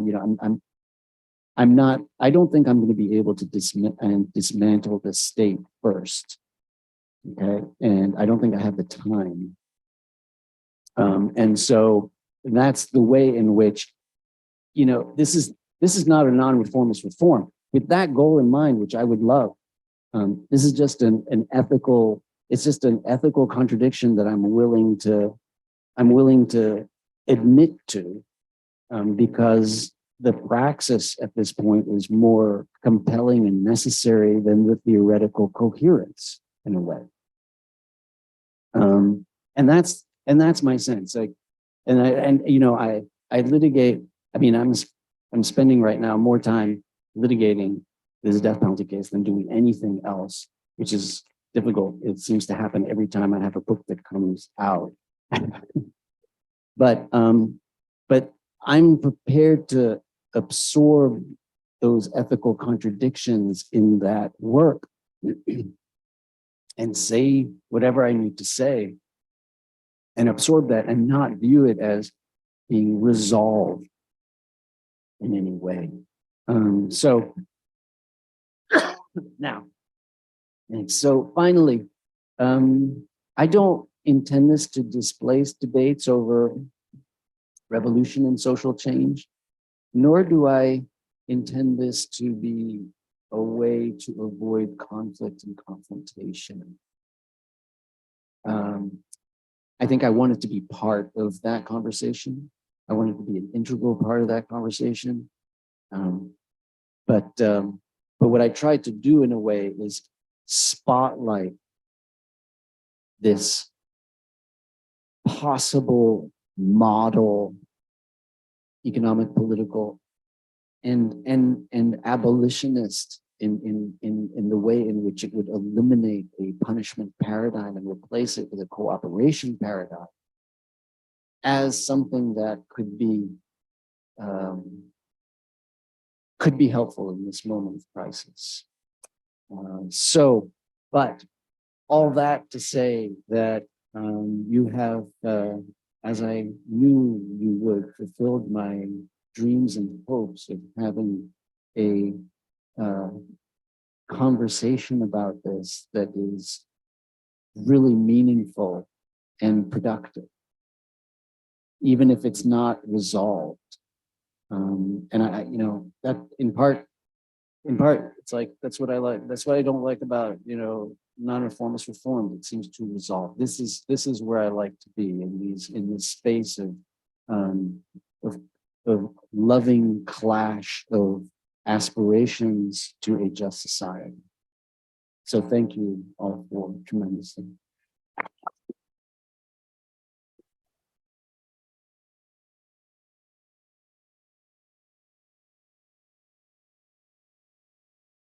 And thank you for coming out.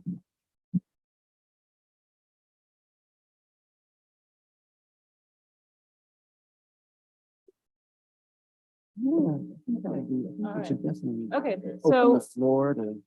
yeah, so you all have been patient in listening to us talk about this very important book.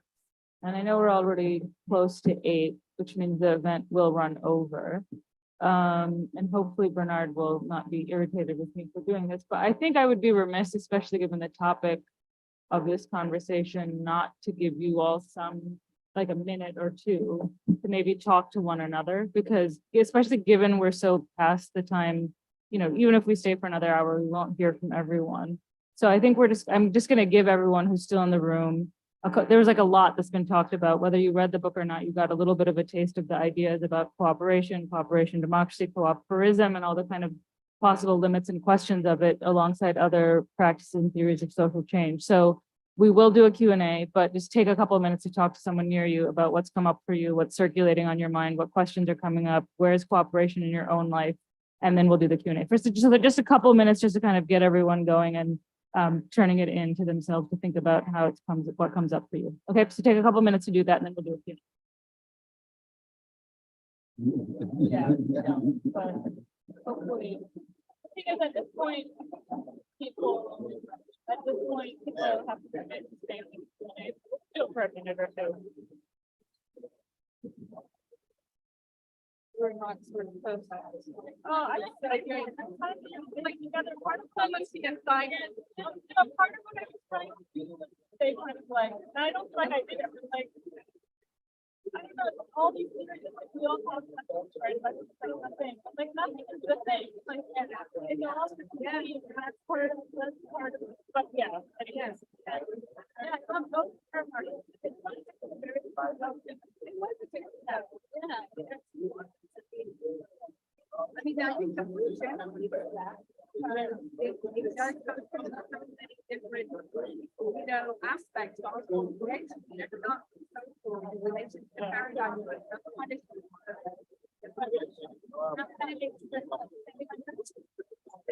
like cooperation tax and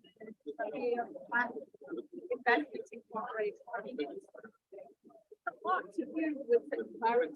Yeah, right. It's going so much stuff. Yeah. Yeah.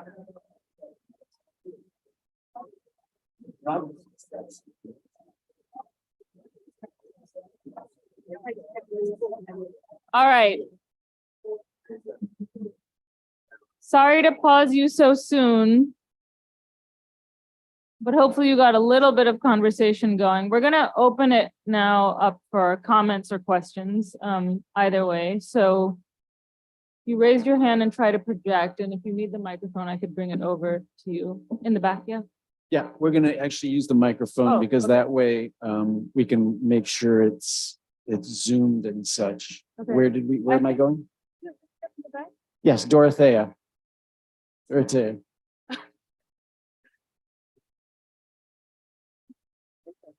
I'm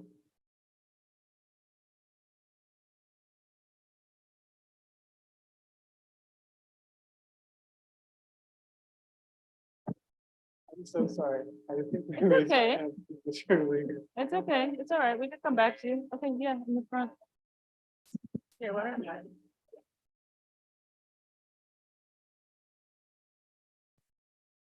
And you got to introduce yourself because like your Acid Horizon podcast is yes. out of control. Well, I appreciate that. And of course, like you coming on was a remarkable moment for all of us.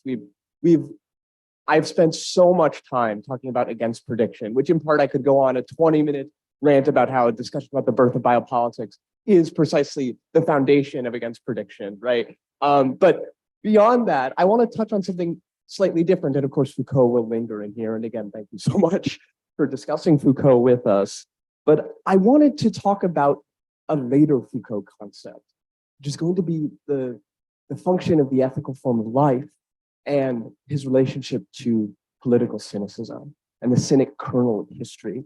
And one of the tensions that I've noticed in this discussion, and of course, it's going to linger around destituency and destituent potentiality rather than constituency, is one of the points of tension here is what I think we could call like a political quiddity, right? So like West brilliantly brought up this question of what is to be done, right? And we had discussions about the platform, right? Or Proudhon versus Kropotkin, where mutual aid and the platform are clashing over what is the institution that will, in the face of the constituent power or in the face of the contemporary mode of production, provide this future.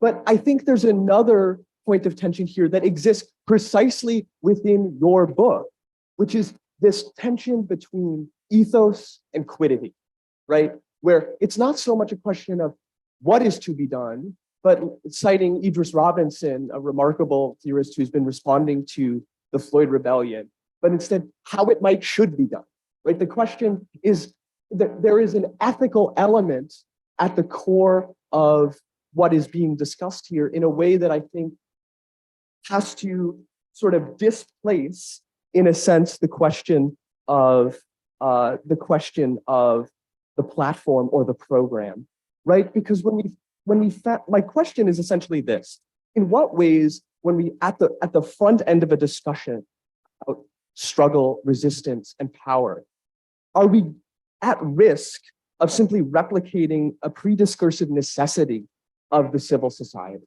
right? Of frankly, the very Hegelian notion of a civil society. So I'm wondering if to cite a text that I think you would remember, and we spoke about it when you came on to discuss genealogy and discipline and punish. Perhaps it's not really a question of producing a new program. This is not a program necessarily, because I'm thinking of the invisible committees now when they say, who said anything about winning? Overcoming is everything, right? And you recently spoke with Fred Moten, right? Whose politics is anti-programmatic, right? The undercommons as theft is not a constituent gesture, right? You cited Judith Butler, whose remarkable essay, We the People, right?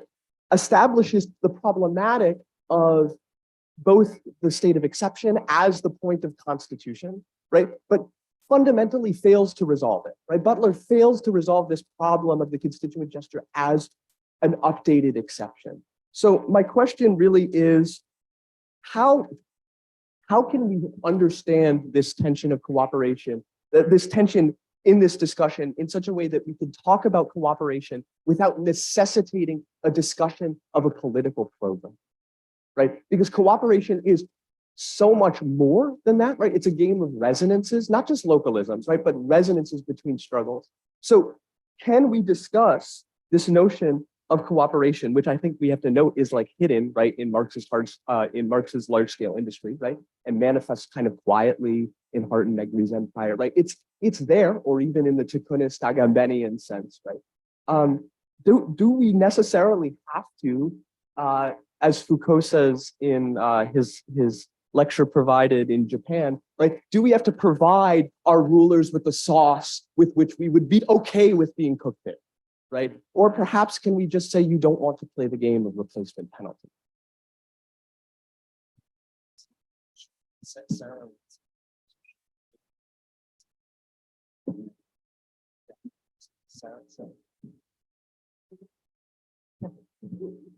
Double Sarah's. Thank you for this panel. It was really brilliant, and I'm really excited to read the book. I haven't done so yet. So it's a question that's trying to anchor some of the questions that you've raised and tensions in an example. And so I couldn't stop thinking about Stop Cop City as you were talking as an example of a cooperative response to climate catastrophe, as a sustainable one relatively, but one that is under the threatened extinction by the state, one that's construed as terrorism, but one that's intensely meaningful as cooperation, but cooperation that's born out of an analysis of state power as the threat to cooperation itself, right? Taking on this police project.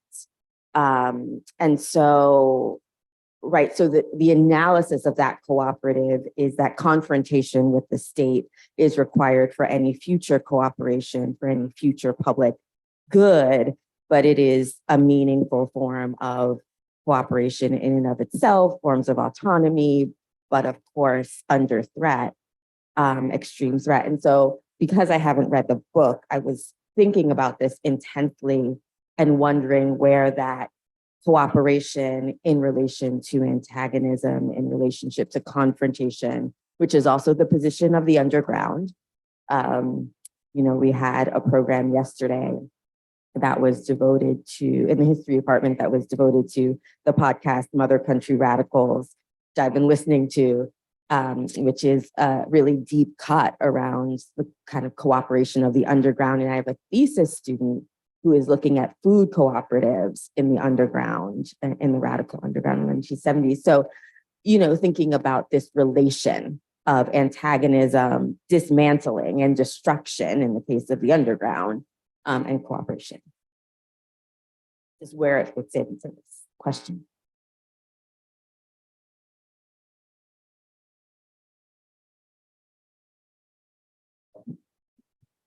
Thank you.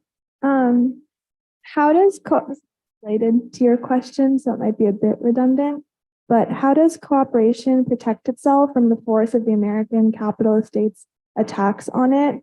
Thinking of the many times that the state has either infiltrated, violently attacked, or criminally charged the individuals engaging in cooperative behavior, and if that threat would limit the horizons of cooperation to those which least threaten the state's power and interests?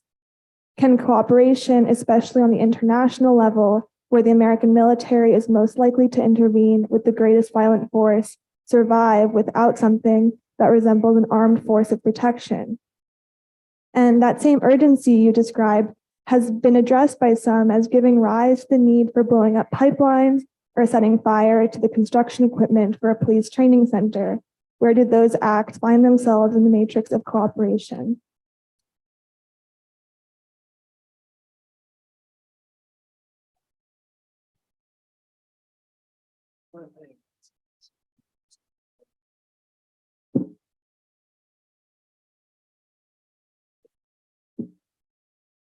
Okay.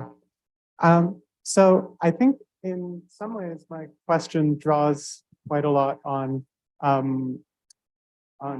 Jack Halberstam's questions for Harcourt, but in a way I kind of want to formulate it in a kind of opposite direction, if you like.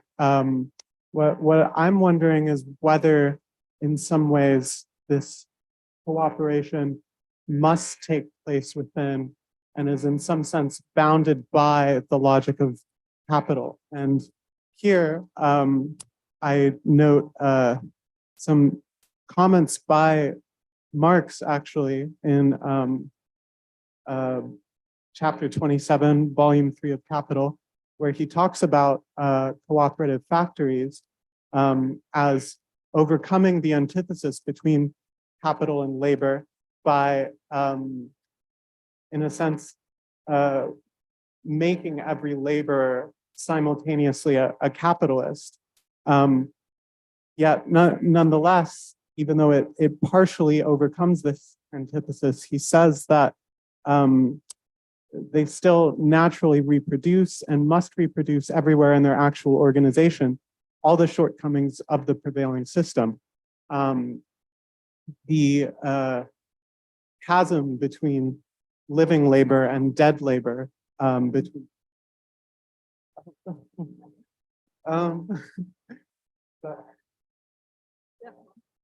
so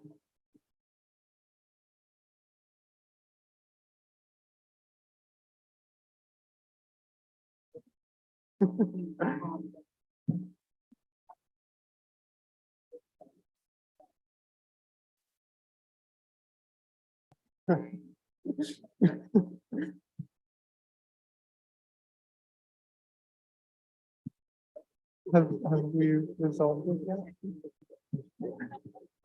Cooperative technology. Thanks. The chasm between living labor and dead labor, everybody.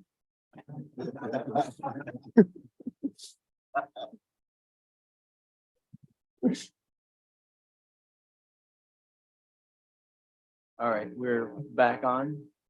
Okay, good. The chasm between living labor and dead labor, which in a sense,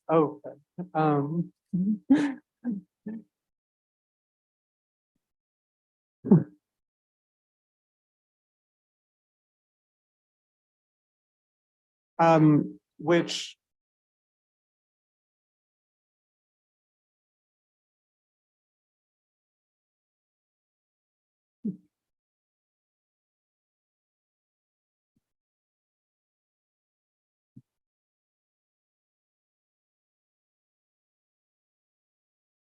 All right, I think we're good. Go for it, Thursday. Good. This chasm, which is in a sense, partially and inchoately, resolved through the, through making every worker a capitalist, still in another sense remains as a result of deeper divisions inherent to the capitalist system between use value and value, resulting in a division between concrete and abstract labor, and between capital and the labor that it sets in motion. And so I'm I guess wondering to what extent when we build cooperatives within the system under the social predominance of the commodity form, we're inevitably replicating those social forms. Great. Well, I'll start and then maybe everyone else can jump in because these are really extraordinary questions. And maybe to start from the back, Dorothea. I mean, yes, that was Marx's great critique of cooperatives, which as Brother Cornel was saying, Lenin picked up on as well. Although later on in life, in 1924, Lenin made a bit of a pivot on that one and came back towards cooperatives. But that is, of course, the central critique of any form of cooperatives, which is that it replicates rather than replaces forms of competition and self-serving labor, right? So what do you do with that? Well, I mean, I think somehow you have to work through that, and that's in part that's what I'm trying to do by trying to adopt some but not all aspects of cooperation. I mean, you have to work through that in such a way as to imagine forms of cooperation that aren't playing into those extractive logics, but are able to survive and give us time to work together to change the world. In part that raises interesting questions again about destitution and not having a programmatic approach. On those questions, I think that it is really, really important. I think one of the threads you had was this question of the ethical relationship to how we come to decide what it is to be done. And I'm very much attentive to that. I'd like to think that I'm very much attentive to that. In part, that was why I had originally taken the position that all I can ask as a question actually is what more am I to do, right? Although it was in confrontation with that question and Yudun Jaifo's kind of reaction and conversation about it, that the ethical questions about what more am I to do seemed to be necessarily implicated with questions of what we might do together, right? But that does butt up against powerful pieces in the Invisible Committee's work that we've read together here, and Fred Moten and Stefano Harvey's work on the Undercommons that we've read together about these instincts towards non-programmatic destituent. And I think we in part I think that was that. I mean, Jack, you were really picking up on that as well, right? And I think it's in relationship to that, sensitive to that, but in some conflict with that, and I'm prepared to say, given the urgency of the moment, that I'm prepared to say, well, I see some paths here that I think I can take from the bottom up without requiring seizing the state, and et cetera. So it is with hesitation, of course, that I'm going down this path, cognizant of the, of the problems with constituent power. As for Stop City, that's a perfect question. Also, I'm sorry, so Sarah, I missed the name of the third person, third question. Excuse me, Daria? Okay, thanks, Daria. Which raised similar questions about, raised similar questions about how to engage in forms of cooperation in a deeply contested and conflictual and warlike situation. I do think that the movement at Cop City is a cooperative takeover, right? It's like a ZAD. I mean, it's somewhat similar to a TAZ. I mean, a temporary autonomous zone. I mean, it's an effort. It's a little bit like Notre-Dame-des-Landes in France, which was the famous zone à défendre, right? Because this is property that they want to build an airport. Well, no, we're gonna take over this forest, and we're gonna turn it into a cooperative zone, a space, an autonomous zone. And I think in a way, a lot of that movement is very similar, like a TAZ. And so I do think that it fits perfectly within a model of cooperation.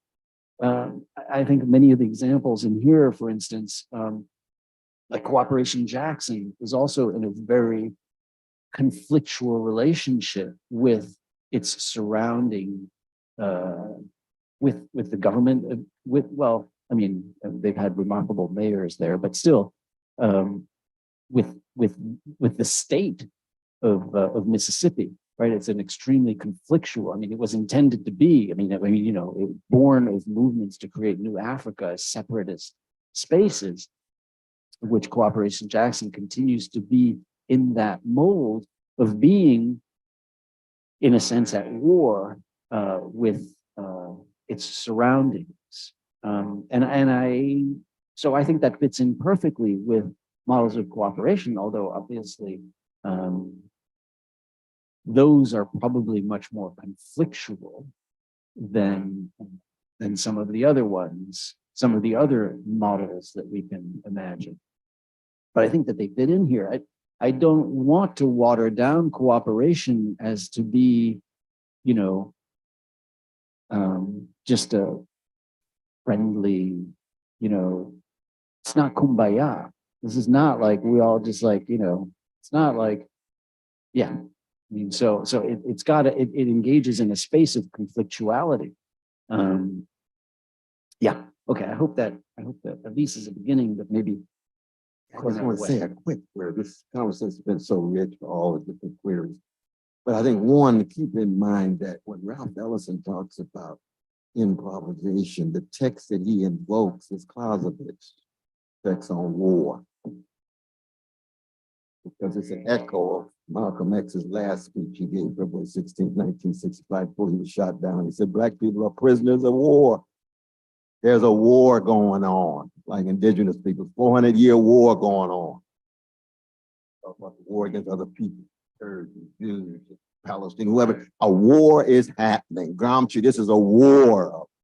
It's a war of movement. Now, you don't want to fetishize the term, but all these different levels. So the conflict's always already intricate. I mean, the moment with Du Bois when he says, I can't find a way out in dusk of dawn. I must do something. How come? Very similar to the moment in Critique of Praxis when you said, defending Brother Walter, defending Brother Doyle, the dignity and fragility of life, the way I was raised, I cannot not do something. That's essentially grounded. not just in what is to be done. Here, Lenin's reductionism has to be pushed aside. Rowland, Politics and Vision. Ella Baker, these are the radical Democrats. I do want to defend democratic language, so I read that, but that's another seminar. Just any empowerment of everyday people becomes crucial in terms of demos being able to create conditions under which they can rule and have their own dignity, have their own sense of value. So there's always a visionary dimension of what is. There's an ethical dimension of what is. There's an analytical dimension of what is to be done. And then there's one of existential courage. You execute, this is what I'm going to do. We're going to fight for these. That's an ethical choice, but it's more than just ethics. Really is. So in that sense, I think it's very important that we not in any way be reductionists when it comes to ethics, economic, or religious folk like myself, the spirit, aesthetics, the artists, and so forth. All of these things have to be improvisational, intertwined in a context of war. And that's very important because from the vantage point of the ruling class, they understand that. That's why they kill us. That's why they tried to crush Robert Robeson. So it is a war in that sense, an impact the military might. But that's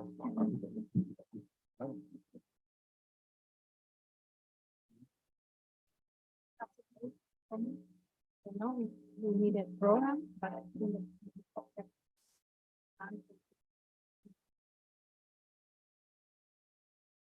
important because tracing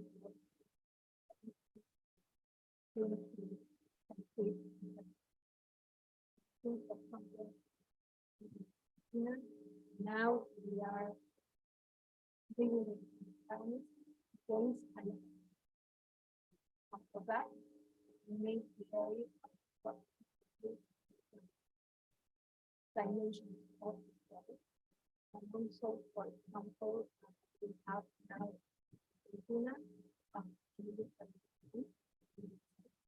trying to organize this. So how we this is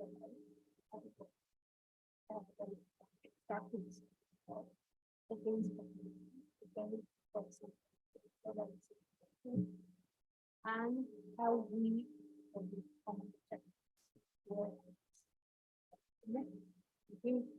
so it is not so much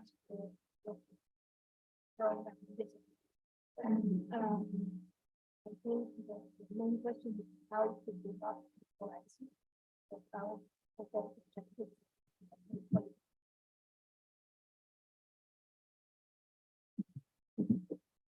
I just want to say to Sarah's point that, this is the point about Stop Cop City is that when you have a cooperative that doesn't want to just nestle into the existing system, it's accused of being a terrorist organization, right? So there are certain cooperatives that can coexist with the system that we have that then we can maneuver within to try to affect some kind of change, but you find the limits really quickly. And I think that's what Stop Cop City shows. And so that example seems like a really important example because it's pursuing the goals that we want to pursue, but it's being outlawed at the same time, despite the fact that it's not necessarily outside of the law. It is cooperative. It is, taking up space in a somewhat peaceful way. But has the goal that the state cannot permit to be the goal of a cooperative. So that's one thing. I think that we have to look to some sort of constituent power in order to create conditions under which cooperatives like Stop Cop City can coexist with other forms of cooperation.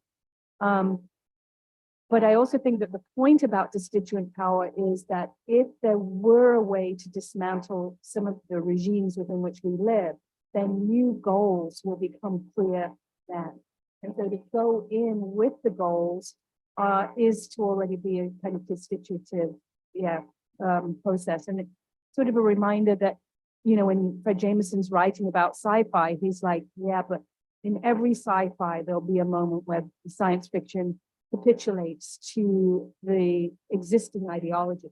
Because the person who's writing the book is not outside of the existing ideology. And so that's the question, like, can in these projects that we're trying to imagine and trying to form, can we figure out, on the one hand, a way around immediately being declared terrorists, and on the other hand, can we have the restraint not to already predict what comes next, given that whatever we predict is contaminated by the present tense that we inhabit. And so I think, these are complex relationships to time, action, practice, and yeah. Yeah, so I want to think a little bit with Sarah's question and then Daria, your question about the mom book and the call for different kinds of violent obstruction of the climate infrastructure. So I guess a couple of things. One, I think thinking about Stop Cop City is super helpful, partly because I think if you triangulate it with some of what Jack was talking about, it raises this question not simply of how does cooperation exist or can it exist in radical ways under capitalism, but in relation to the state or the prison industrial complex, because as much as we talk about, we may or may not want to generate antagonistic forms of cooperation, but the point is it's not in our control, right? Like when some people by existing, let alone by cooperating, are going to invite or do invite the attention of the state, the police, the prisons, the jails, et cetera. And so then the question becomes, in the face of that, how do we kind of navigate? And so part of what I was trying to articulate in my comments that I didn't do a great job of doing is I think, and thinking with Cop City and the kind of thing that you're raising is very important, Daria, because there's a podcast called Millennials Against Capitalism. They did a really amazing interview with many of the activists involved in Stop Cop City. And then one of the activists, and actually Daria, who's my research assistant, we tried to figure out the name of this person. We couldn't figure it out because I think it's anonymized for their security, makes this comment that the reason why this person thinks that struggle has survived now almost 2 years, despite extraordinary odds, is because they've engaged what this activist calls multiple grammars of struggle, that they have, more anarchist formations in the forest. They have people who are protesting City Hall. They're organizing people all across Atlanta to make comments at City Council when they're thinking about whether to lease this land to the Police Foundation. And that even though you have different kind of political commitments and different relationships to how confrontational the strategies and tactics are, part of what's allowed it to survive is a kind of mutual respect that, like, I might not do what you're doing, but I understand that what you're doing is also very necessary. And so I think that's kind of one important way I think to think about cooperation, is that on its own, just like non-reformist reform or anything else, it can't do very much. It's limited. We know the way that it's trapped and all those sorts of things. But the question is how to unleash the power of these things in relation to one another in ways that are sustainable and that create further possibility. The last thing I'll say is I think the domestic terrorism charges are important and particular in the sense of, in my view, and I've spent some time looking at this campaign, the reason why they're bringing those charges is precisely because of how deeply popular the campaign to stop Cop City is, and because of the way that, as you were gesturing at, it brings together it brings together different kinds of struggles. So you have prison abolitionist struggle, you have a delegation of the Muscogee Creek people coming to deliver a letter of eviction to the local city council. You have environmental activists, anarchists, et cetera. And so there's a way in which that's also incredibly threatening, the way that you start to compound the collectivity and then the state becomes more and more. And then the final thing, I mean, I went there for the Week of Action like a month ago. One of the things that was really incredible, and I heard again and again at the action, and I've heard more and more among young people in particular, is this growing sense in the context of the climate crisis in particular, among all sorts of people, of the sense of we've done everything we're supposed to do, and yet they're still not listening. So then what are the tools, strategies, and tactics available to us? And I think the number of people that are asking that question now across all sorts of demographics is incredibly threatening to the state. And so then they have to try to turn that popular insurgency into something of the outside. And then, of course, we have like the classic outside agitator, but on steroids becomes the domestic terrorist.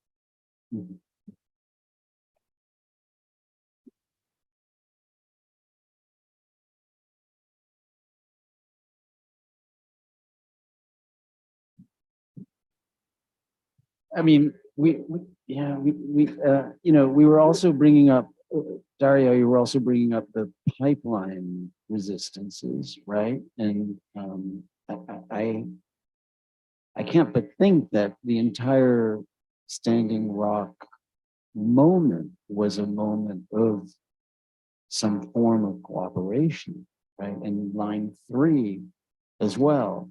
And yeah, I can't but think that those are models of cooperation, which also calls for, from our last discussion,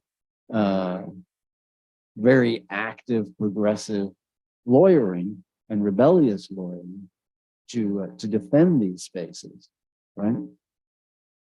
Yeah, yeah. Well, I think that there's some champagne, actually.